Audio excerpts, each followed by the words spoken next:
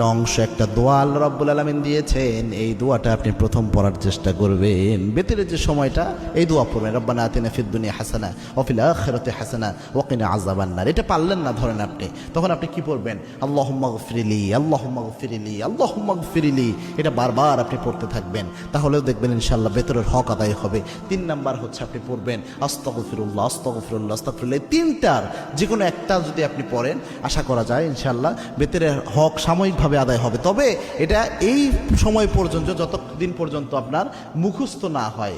আপনি চেষ্টা করতেছেন মুখস্থ করার জন্য, পাশাপাশি এটা দিয়ে চালায়া যাবেন। এটা আপনি সারা জীবন করবেন, এটা কিন্তু হবে না। দুনিয়ার সব আপনি মুখস্থ করতে পারেন, মাথায় রাখতে পারেন, আর যেটা মৌলিক একটা বিষয় ইসলামের, এটা মাথায় রাখতে পারবেন না, এটা কিন্তু হতে পারে না। এই জন্য চেষ্টা করবেন যত দ্রুত সম্ভব কয়েকদিন রিডিং পড়েন, রাতের বেলায় ঘুমানোর আগে দোয়াই কুনুতটা রিডিং পড়েন, দেখবেন ইনশাআল্লাহ আস্তে আস্তে মুখস্থ হয়ে যাবে। আল্লাহ রাব্বুল আলামিন আমাদের আমল করার তৌফিক দান করুন, আল্লাহুম্মা আমিন।